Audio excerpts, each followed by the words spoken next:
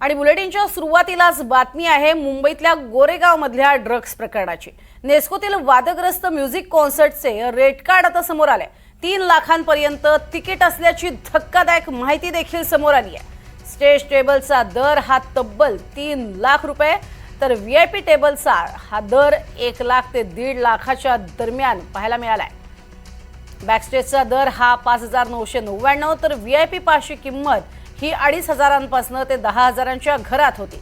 तव्वाच्या सव्वा दर असूनही कॉन्सर्टसाठी तोबा गर्दी झालेली होती। हजारो युवक युवती हे या कॉन्सर्टसाठी पोहोचलेले होते।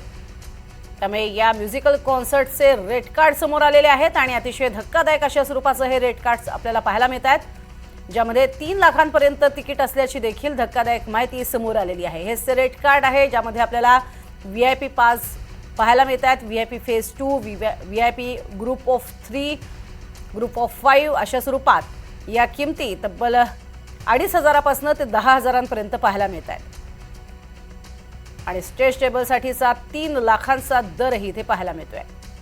तर मुंबईतल्या गोरेगावमधल्या नेस्कोमध्ये कॉन्सर्ट की रेव पार्टी झाली असा सवाल आता उपस्थित होतोय। काही तरुणांनी आपल्या सोशल मीडिया पोस्टवरती रेव पार्टी असं कॅप्शन दिलं होतं आणि तसा एक व्हिडिओ देखील समोर आलाय।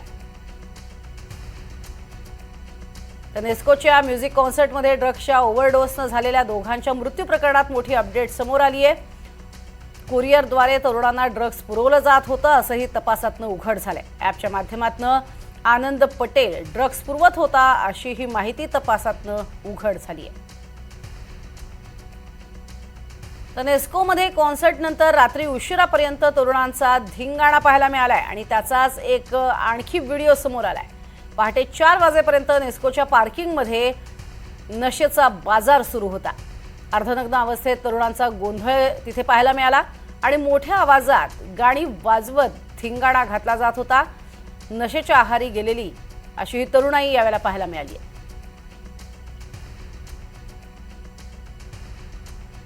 तर गोरेगावच्या या नेस्कोमध्ये झालेल्या कॉन्सर्टसाठी सगळ्या परवानग्या मिळाल्या होत्या का अशी माहिती जेव्हा घेतली गेली तेव्हा सगळ्या परवानग्या मिळाल्या होत्या असं कळतंय। दारू विक्रीसाठी राज्य उत्पादन शुल्क विभागाने परवानगी दिली होती। आयोजकांनी सर्व पैसेही भरले होते अशी माहिती सध्या समोर येते। त्यामुळे मुंबईतल्या गोरेगावमध्ये नेस्कोतील ही जी पार्टी आहे या पार्टीसाठी आवश्यक त्या सगळ्या परवानग्या घेण्यात आल्या होत्या अशी माहिती सध्या समोर येते।